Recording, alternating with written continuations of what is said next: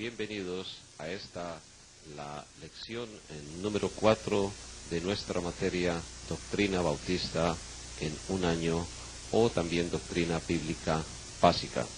La lección número 4 lleva como tema cómo se constituye en la actualidad una iglesia del Señor Jesucristo.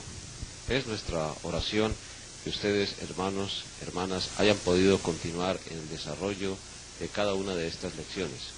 Las tareas, las preguntas para discusión y todo lo que tiene que ver con los trabajos académicos que hay que ir desarrollando en cada una de estas lecciones son muy bienvenidos a cada uno de los directores de los centros de enseñanza de las iglesias locales, porque de esa manera podemos ir retroalimentando el proceso de enseñanza-aprendizaje de la palabra de Dios. Acompáñenos por favor en unos momentos de oración al iniciar esta lección número 4, cómo se constituye en la actualidad una iglesia del Señor Jesucristo. Inclinemos por favor nuestro rostro. Padre nuestro que estás en los cielos, estamos empezando en este momento una nueva lección relacionada con tu sana doctrina y tiene que ver de la manera como se constituye una iglesia del Señor en la actualidad. Queremos rogar por las necesidades de cada uno de los hermanos y hermanas que nos acompañan en estos estudios de tu meditación y pedimos la dirección de tu Santo Espíritu. Pedimos también, Señor, en este momento para que las personas que nos acompañan nunca abandonen sus estudios ni tampoco el servicio al Señor. Todos como un solo ser en unidad, guiados por el Santo Espíritu y a través de tu palabra, nos encomendamos en los méritos de tu Hijo amado, nuestro Señor Jesucristo. Amén. Muchísimas gracias y les animamos a continuar en esta lección número 4, cómo se constituye en la actualidad una iglesia del Señor Jesucristo. El principio esencial lo establece el Señor Jesús en la Gran Comisión.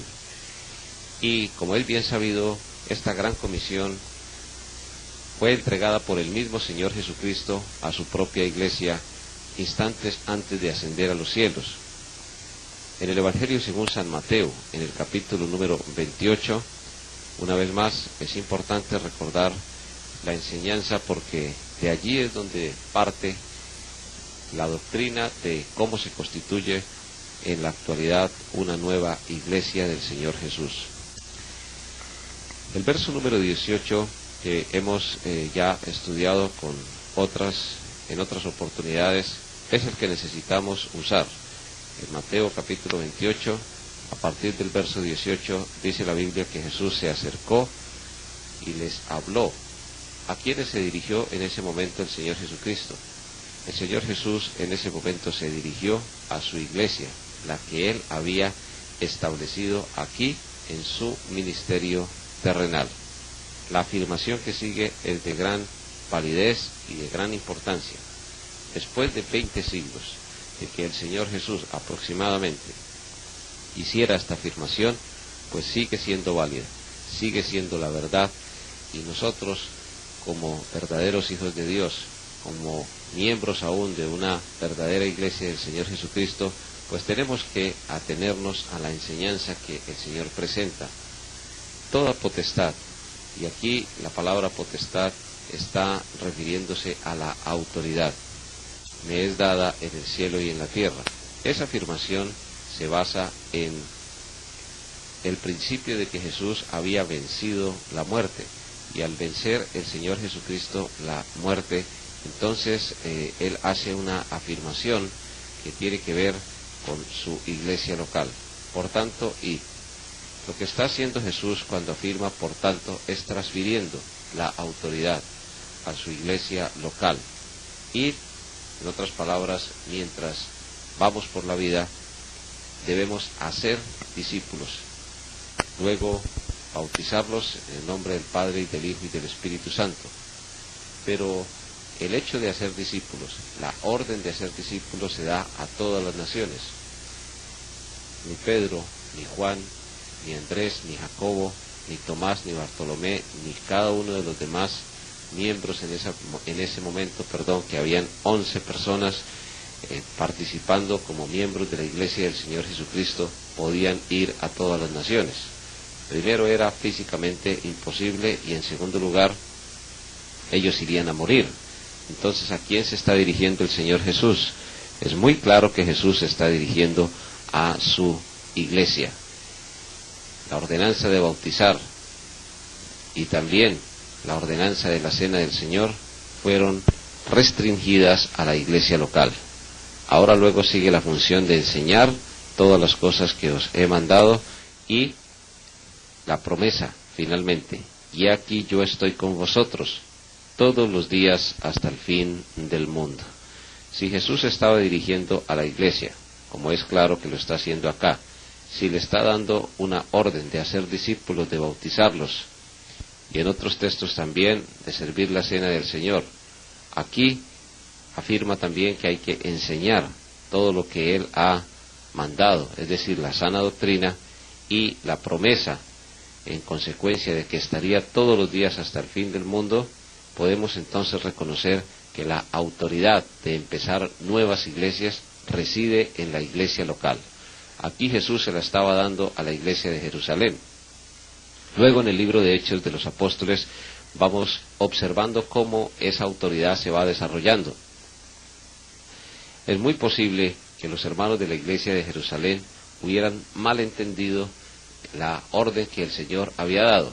Esa orden la encontramos allí en Hechos capítulo 1, y vale la pena resaltarla porque es posible que la confusión de esa orden que el Señor dio pues hubiera generado la persecución que más tarde afectó a la iglesia de Jerusalén, pero la afectó en cierto modo de manera positiva.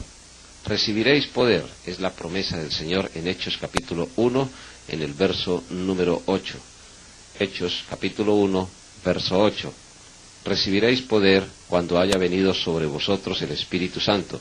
Ya en el verso 5 Jesús había aclarado que en pocos días la iglesia iría a ser sumergida en el poder del Espíritu Santo. En otras palabras, que la iglesia iría a ser bautizada en el Espíritu Santo para cumplir el mandato de la Gran Comisión que acabamos de mencionar. ¿Y qué consecuencias tendría esto? Pues que la iglesia podría ser, o servir mejor, de testigo en Jerusalén, en toda Judea, en Samaria y hasta lo último de la tierra.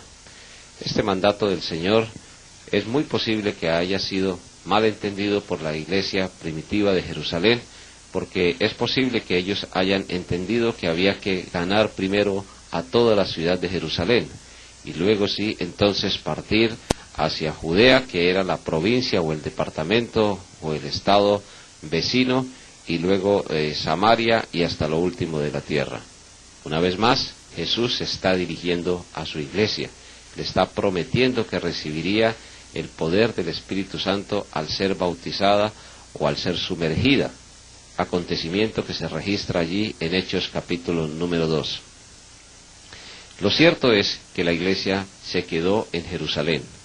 Allí esperaron no solamente la promesa del bautismo del Espíritu Santo que se cumpliría 10 días después en la fiesta de Pentecostés, sino que además se quedaron allí por alguna razón netamente humana que no conviene especular ni ampliar este tipo de suposiciones.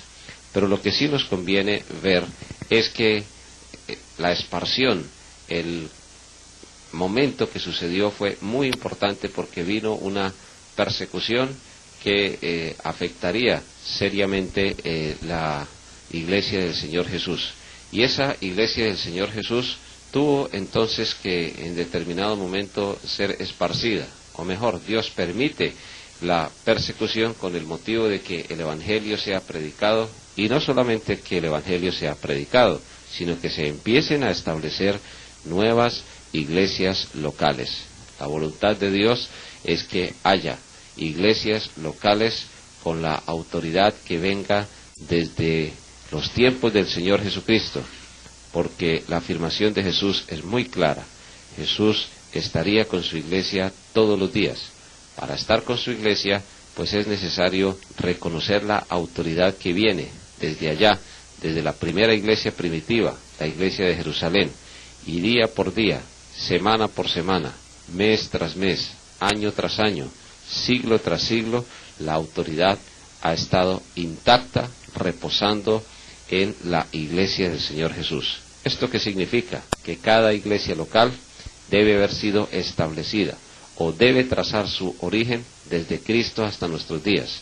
Para poder trazar ese origen desde Cristo hasta nuestros días, cada iglesia que empieza debe haber sido autorizada por otra iglesia local, y así sucesivamente, regresando en el periodo y en el tiempo de los años y de los siglos, hasta llegar finalmente aquí a la iglesia de Jerusalén. ¿Cómo podemos entonces demostrar esto? Vamos a ir al libro de Hechos de los Apóstoles. Ustedes pueden realizar las lecturas y mejor, inicialmente vamos a demostrar esto para ir luego a la disertación del maestro y algunos comentarios en cuanto a las preguntas para discusión. En el libro de Hechos de los Apóstoles, en el capítulo número 11, vamos a observar cómo el proceso del establecimiento de la iglesia de Antioquía es el modelo bíblico para reconocer la iniciación o cómo se establece una iglesia nueva también en la actualidad. La verdad es que en los 20 siglos esto no ha cambiado. Siempre ha sido el mismo modelo porque Jesús no se equivoca de ninguna manera. En Hechos capítulo 11, a partir del verso 19, encontramos en la palabra de Dios el proceso espiritual, bíblico, la autoridad reconocida por una iglesia local para establecer otra nueva iglesia, en este caso en Antioquía, que quedaba cerca de unos 600 kilómetros al norte de Jerusalén aproximadamente. Ahora bien, dice Hechos 11:19, los que habían sido esparcidos a causa de la persecución que hubo con motivo de Esteban, pasaron hasta Fenicia, Chipre y Antioquía. Aquí hay que aclarar que Esteban era miembro de la iglesia de Antioquía, y no solamente miembro, era diácono de la iglesia de Antioquía, como lo menciona ya el libro de Hechos de los Apóstoles en el capítulo número 6. Pero la predicación de él, del Evangelio del Señor Jesucristo mejor, causó una profunda persecución, tanto que produjo la muerte de Esteban. Y dice aquí la Biblia que estas personas salieron con motivo de esa persecución e inicialmente no hablaron a nadie la palabra, sino solo a los judíos. En el verso número 20 hay un cambio, pero había entre ellos unos varones de Chipre y de Cirene, los cuales cuando entraron en Antioquía hablaron también a los griegos. En otras palabras, la población de la ciudad de Antioquía de Siria era una población eminentemente diferente a la raza judía. En otras palabras, para usar el término bíblico, eran gentiles. La nacionalidad de ellos, la raza de ellos era griega. Y de hecho sabemos pues la diferencia clara entre los judíos como poseedores de la promesa de Dios y los griegos que pertenecían a la raza gentil. ¿Qué hacían? Anunciando el Evangelio del Señor Jesucristo. En otras palabras, estaban evangelizando. Ellos tenían en ese momento la inquietud de ganar almas para el Señor Jesucristo allí en Antioquía, a pesar de la persecución. Y en el verso número 21, la palabra de Dios nos afirma que la mano del Señor estaba con ellos y gran número creyó y se convirtió al Señor. Primero hubo un proceso de evangelización, de conversión, de salvación, de arrepentimiento y de fe en el Señor Jesucristo, ya no por parte solamente de judíos, sino también de personas de raza griega. Y sigue diciendo en el verso 22 que la noticia llegó de todas estas cosas a oídos de la iglesia que estaba en Jerusalén. Y enviaron a Bernabé que fuese hasta Antioquía. ¿Cuál es la razón por la cual la iglesia de Jerusalén interviene? La razón esencial es que esa iglesia primitiva, la iglesia de Jerusalén, había recibido la autoridad. Toda potestad me es dada en el cielo y en la tierra, enfatiza el Señor Jesucristo. Por tanto, id, aquí se está cumpliendo el mandato de la Gran Comisión. Es la iglesia la que se interesa, la iglesia local de Jerusalén se interesa en el desarrollo de la nueva obra que se está empezando a gestar a través de la evangelización en la ciudad griega, en su mayoritaria de Antioquía. Y dice la Biblia que ellos enviaron a Bernabé. La palabra enviaron es muy importante porque se nota que la iglesia de Jerusalén ejerció la autoridad para intervenir en el trabajo de la ciudad de Antioquía. Dice la Biblia que ellos enviaron a Bernabé, en otras palabras se pusieron de acuerdo, votaron, decidieron enviar a Bernabé que fuese hasta Antioquía. En el verso número 23 dice que cuando llegó y vio la gracia de Dios, en otras palabras vio cómo Dios estaba trabajando en el corazón también de los griegos, se regocijó y exhortó a todos a que con propósito de corazón permaneciesen fieles al Señor. Recordemos entonces el proceso. Hay una persecución. Algunas personas estaban evangelizando, ganan almas para Cristo, pero la iglesia de Jerusalén interviene con su autoridad, enviando, se puede decir, un misionero a Bernabé a intervenir, a animar, no a impedir en ningún momento, sino a animar para que ellos continuaran adelante. Y luego habla de las características de Bernabé.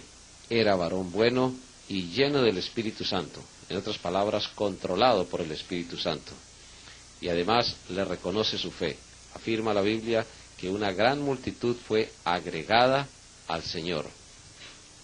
Lo primero que se hace allí entonces es reconocer que el trabajo de evangelización estaba realizándose de una manera acertada. En el verso número 25 dice la Biblia que después fue Bernabé a Tarso para buscar a Saulo y hallándole le trajo a Antioquía. Y en el verso 26 entonces vemos la oficialización. Y se congregaron allí todo un año con la iglesia y enseñaron a mucha gente, y a los discípulos se les llamó cristianos por primera vez en Antioquía. Hermanos y hermanas, el proceso es muy claro. La iglesia de Jerusalén interviene, envía un misionero y se empieza una nueva iglesia allí en la ciudad de Antioquía. ¿Habrían razones, sería la pregunta válida, para cambiar este proceso o este modelo bíblico que fue el que estableció el Señor Jesucristo y que ha permanecido durante 20 siglos? La respuesta contundente y clara es no. Cada iglesia nueva debe recurrir a la autoridad de una iglesia que venga desde el Señor Jesucristo para empezar a desarrollar ya su trabajo, ya sea como obra misionera o ya sea para establecerse como iglesia, porque la iglesia de Jerusalén fue quien tomó en determinado momento la autoridad ante la iniciativa en el proceso de evangelización allí en la ciudad de Antioquía, y la iglesia de Antioquía fue organizada bajo la autoridad de la iglesia de Jerusalén, autoridad que se representó al enviar a Bernabé, y Bernabé llamó a otras personas como ayudantes en ese momento en el trabajo misionero. En el caso de Saulo de Tarso, el apóstol Pablo, que ya se había convertido al Señor Jesucristo, y dice la Biblia que se congregaron allí todo un año con la iglesia y siguieron en el cumplimiento de la gran comisión, enseñaron, dice ahí la Biblia, a mucha gente, y los discípulos fueron llamados por primera vez cristianos en la ciudad de Antioquía. Ahora, se podrá argumentar que esto fue algo informal, pero cuando recurrimos allí mismo a Hechos de los Apóstoles, en el capítulo número 13, vemos que la misma iglesia de Antioquía copia el modelo bíblico de la iglesia de Jerusalén. En Hechos capítulo 13, a partir del verso 1, sigue el proceso de organización de nuevas obras. Hechos capítulo 13, en el verso 1. Había entonces en la iglesia que estaba en Antioquía profetas y maestros: Bernabé, Simón el que se llamaba Níger, Lucio de Cirene, Manaén el que se había criado junto con Herodes el tetrarca, y Saulo. Ministrando, es decir, sirviendo estos al Señor y ayunando, dijo el Espíritu Santo: apartadme a Bernabé y a Saulo para la obra a que los he llamado. Y en el verso número 3 afirma: entonces, habiendo ayunado y orado, les impusieron las manos y los despidieron. Y en el verso 4 termina la explicación inicial. Ellos entonces, enviados por el Espíritu Santo, descendieron a Seleucia y de allí navegaron a Chipre. La iglesia de Antioquía es la que copia el modelo de la iglesia de Jerusalén. El apóstol Pablo y otras personas que en este momento están siendo mencionadas aquí, el caso concreto, Bernabé, son enviados a la obra misionera. En otras palabras, son enviados a establecer nuevas iglesias locales. Pero al establecer nuevas iglesias locales no iban con su propia autoridad. Es la iglesia de Antioquía. Primero lo hizo la iglesia de Jerusalén. La iglesia de Antioquía también empieza a cumplir la gran comisión. Se reúnen aquí y son guiados por el Espíritu Santo, dice la Biblia. Recordemos que el Espíritu Santo es el que guía a la iglesia. Es el Espíritu de Dios el que gobierna a través de la asamblea local, a través de las decisiones.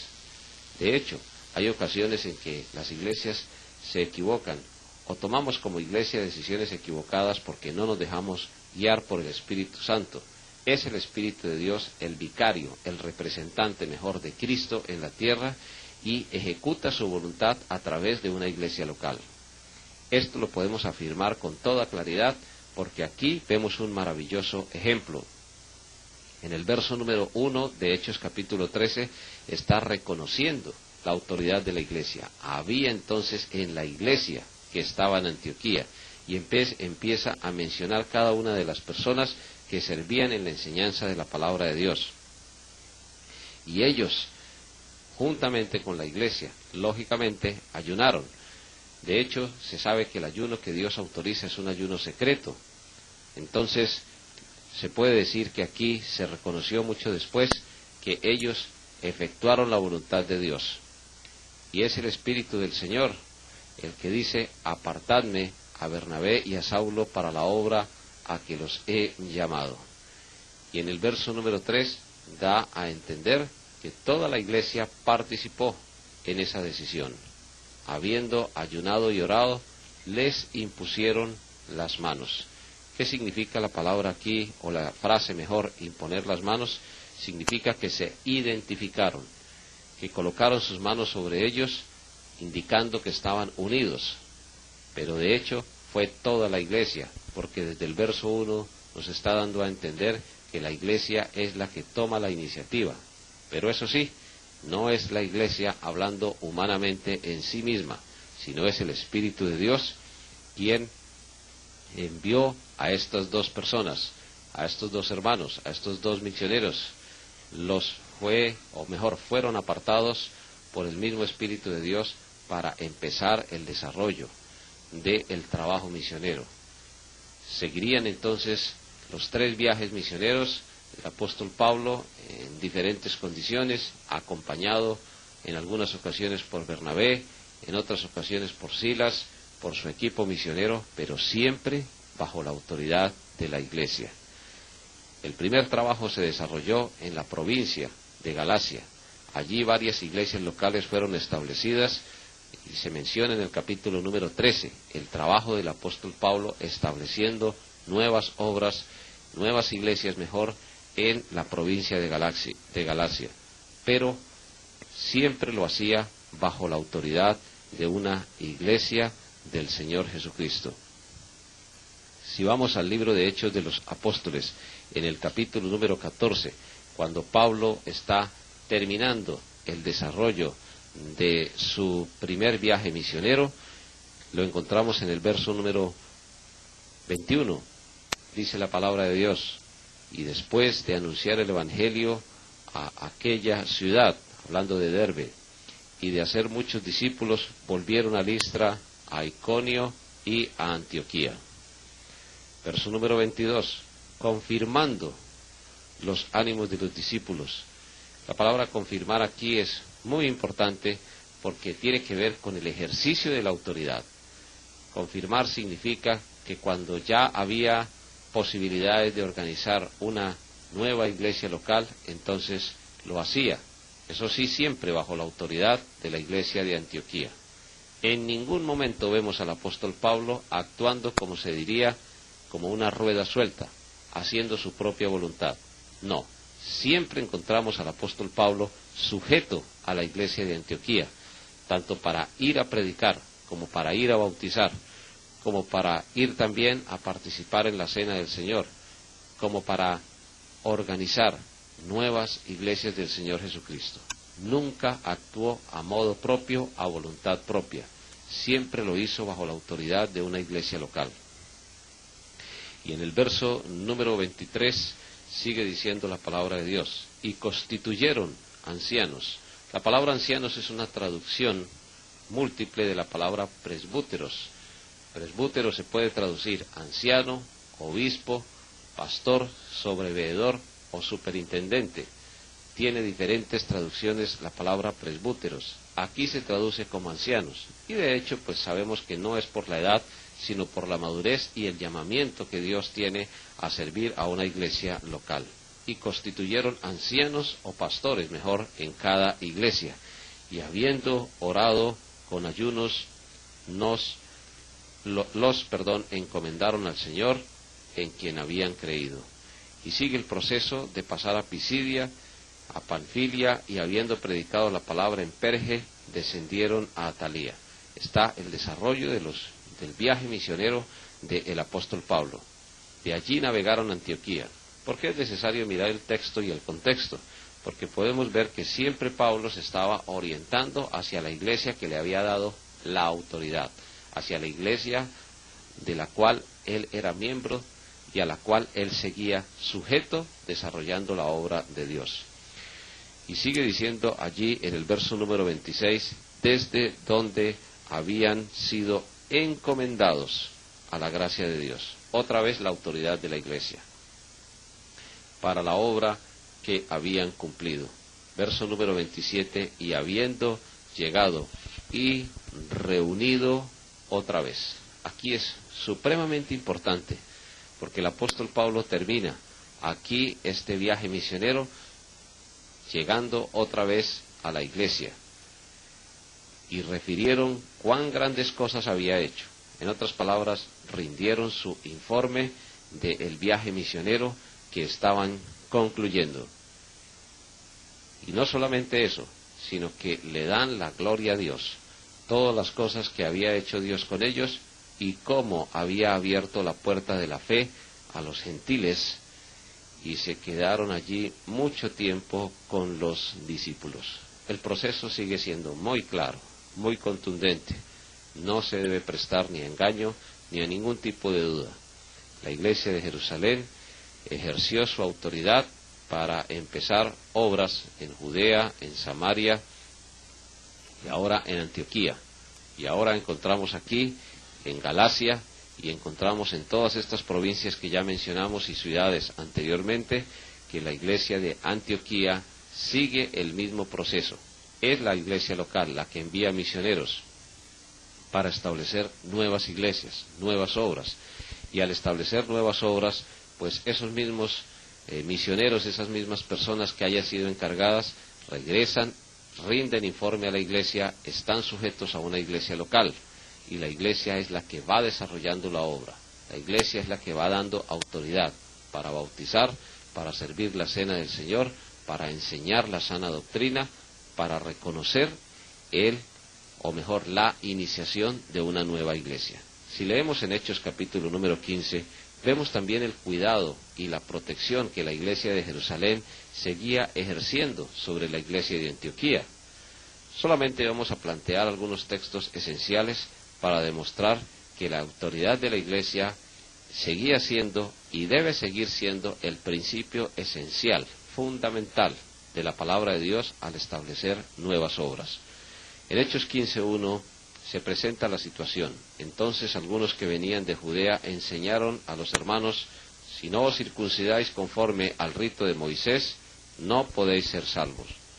Y como Pablo y Bernabé tuvieron una discusión y contienda no pequeña con ellos, dice la Biblia, se dispuso que subiesen Pablo y Bernabé a Jerusalén y algunos otros de ellos a los apóstoles y los ancianos para tratar esta cuestión.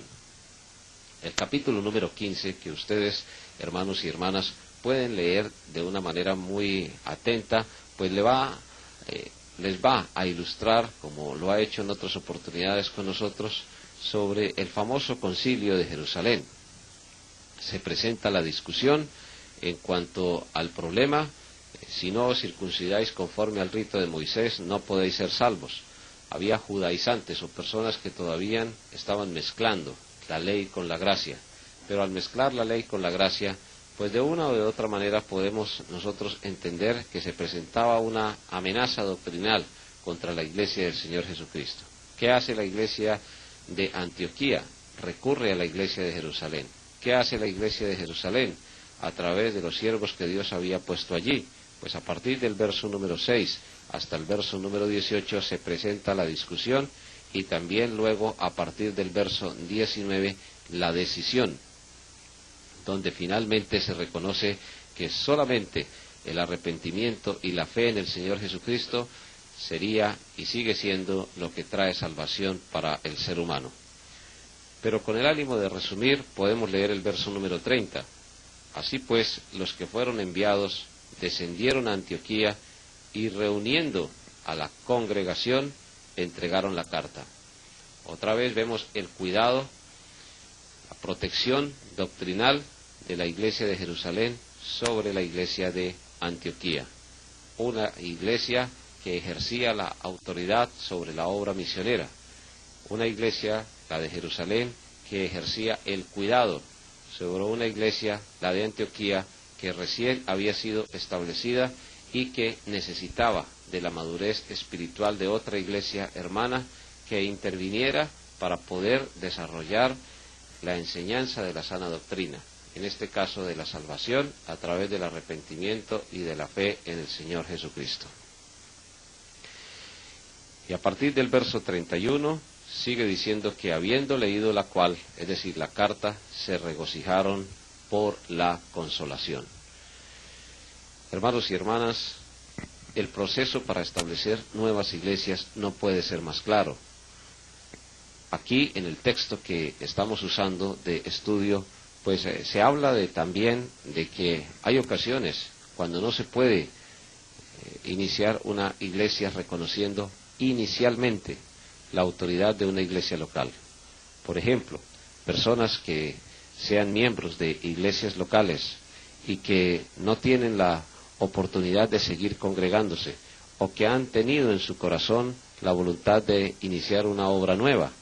Entonces se reúnen personas de diferentes iglesias con sus respectivas iglesias hermanas y empiezan una iglesia nueva. Pero siempre hay que reconocer la autoridad de una iglesia del Señor Jesús.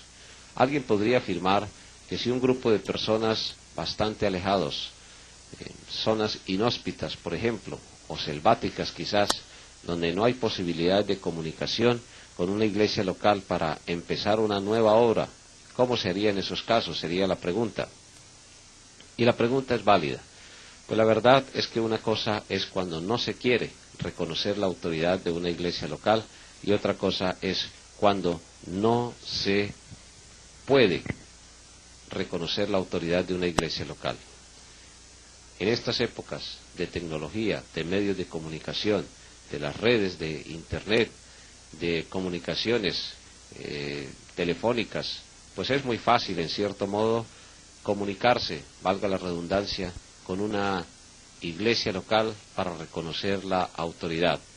En algunas naciones, como menciono en el estudio, por ejemplo, el caso que se menciona, los Estados Unidos de Norteamérica, hermanos de varias iglesias locales se reúnen con la voluntad de empezar una nueva obra, pero allí se enfatiza que se reconoce y que se debe reconocer la autoridad por lo menos de una iglesia local, y luego realizar una especie de concilio, invitando a representantes o a iglesias hermanas para el reconocimiento en el compañerismo a la nueva obra que se está empezando. Pero el principio debe ser supremamente claro. Cada uno de nosotros estamos sujetos tanto a una familia como a una iglesia local. Cuando una iglesia nueva se va a empezar, hay que buscar y reconocer denodadamente, es decir, con mucho valor y con mucha dirección del Señor, con mucha oración, como menciona aquí, inclusive se menciona la palabra ayuno en varias oportunidades, porque es importante que la comunión con Dios sea totalmente plena al momento de iniciar una nueva iglesia local. Teniendo ya esa idea en mente y teniendo claro el concepto y la enseñanza, pues no nos corresponde de ninguna manera cambiar este método que el Señor ha dejado para el establecimiento de nuevas iglesias. Y tenemos que resumir aquí porque el tiempo nos apremia, pero eso sí, una iglesia local debe empezar bajo la autoridad de otra iglesia local y así sucesivamente hasta trazar el origen y llegar a la iglesia de Jerusalén, que fue la primera iglesia que estableció el Señor Jesucristo. De lo contrario, no se cumpliría el mandato del Señor de que todos los días estaría con su iglesia hasta el fin del mundo. En la parte de la disertación del maestro hay una serie de comentarios allí que es muy importante resaltar usando textos bíblicos. Hay una pregunta: una comunidad que no tiene una iglesia bautista. Claro, reconociendo que como bautista a una verdadera iglesia del Señor que haya permanecido en la sana doctrina. La pregunta es: ¿puede ser buena para que en ella crezcan nuestros hijos? La respuesta la encontramos en la misma Biblia, 2 Timoteo capítulo 4, de los versos 1 al 5. Allí encontramos la respuesta a esta inquietud. De hecho, la responsabilidad en la crianza de los hijos no es solamente relacionada con el alimento, con el techo, con el calzado, es decir, con lo material, sino que también es muy importante lo espiritual. Te encarezco, 2 Timoteo 4:1. Es decir, te encargo de una manera muy especial, delante de Dios. Está escribiendo el apóstol Pablo a el joven hijo en la fe Timoteo, y del Señor Jesucristo, que juzgará a los vivos y a los muertos en su manifestación y en su reino. Y en el verso 2 sigue enseñando que prediques la palabra, que instes, es decir, que invites a tiempo y fuera de tiempo, redarguye, con base en la palabra de Dios. En otras palabras, demuestra la culpabilidad, reprende. En otras expresiones, vuelva a enseñar, exhorta con toda paciencia y doctrina, porque vendrá tiempo cuando no sufrirán la sana doctrina, sino que teniendo comezón de oír se amontonarán maestros conforme a sus propias concupiscencias. La palabra concupiscencia significa los deseos inmoderados de la carne o de la naturaleza pecaminosa que heredamos desde Adán, y apartarán de la verdad el oído y se volverán a las fábulas. Y en el verso 5, como líder de la iglesia de Éfeso, se le exhorta, se le anima, pero tú sé sobrio, es decir, serio, en todo, soporta las aflicciones, haz obra de evangelista, cumple tu ministerio, porque yo ya estoy para ser sacrificado y el tiempo de mi partida está cercano. Si hace cerca de 20 siglos era tan importante enfatizar la enseñanza de la sana doctrina, con mayor razón en estas épocas en que la confusión doctrinal se ha ido mejor incrementando notablemente. Una iglesia que no enseña la sana doctrina, pues no es una iglesia modelo para la crianza de los hijos. Un niño debe ser enseñado, no solamente en el camino de salvación, sino también en el camino de la sana doctrina, para que cuando crezca pueda ser un miembro activo, dinámico y también pueda ser un siervo del Señor. Realmente no nos vamos a quedar jóvenes, realmente algún día vamos a envejecer o vamos a partir a la presencia del Señor. Y serán los niños, serán los jóvenes los que enfrenten el desafío de continuar adelante el trabajo de la iglesia del Señor Jesucristo si el mismo Señor no ha regresado. Uno de los textos claves en cuanto al cuidado de la iglesia en la que uno se congrega, en la que uno sirve, lo encontramos en el libro de Efesios, en el capítulo número 4, en el verso número 14. Efesios capítulo 4, en el verso 14. Para que ya no seamos niños fluctuantes, llevados por doquiera de todo viento de doctrina, por estratagema de hombres que para engañar emplean con astucia las artimañas del error. En esta disertación del maestro, en estas tareas para los alumnos, en estas preguntas para discusión, hemos de una o de otra manera, en esta lección número 4, absuelto las inquietudes y las preguntas que apuntan hacia este texto que acabamos de leer. En 20 siglos ha habido muchísimos vientos de doctrina con relación a la creación, con relación a la salvación, con relación a la familia, con relación al bautismo, con relación a la misma iglesia del Señor Jesucristo, con relación a la forma como la iglesia debe también, valga la redundancia, relacionarse con el Estado. Hay muchos vientos de doctrina y de hecho la iglesia del Señor ha mantenido en estos 20 siglos la misma doctrina. ¿Qué debe hacer una iglesia del Señor? Mantenerla, no dejarse llevar por los vientos de doctrina que van llegando a la iglesia, permanecer fiel a la doctrina del Señor que está registrada muy claramente aquí en su palabra y que ahora tiene que ver en este capítulo, en esta lección, con la forma como se establece una iglesia nueva. Una iglesia que no enseña totalmente la sana doctrina es una iglesia que debe corregirse y que, en cierto modo, si no se corrige, pues no es el mejor ambiente espiritual ni es la mejor iglesia donde pueda desarrollar la vida espiritual un ser humano y mucho menos un niño o un recién convertido en el Señor Jesús. Es nuestra oración que ustedes, hermanos, hermanas, miembros de iglesias locales, podamos permanecer todos, porque dice la Biblia, el que esté firme, mire que no caiga.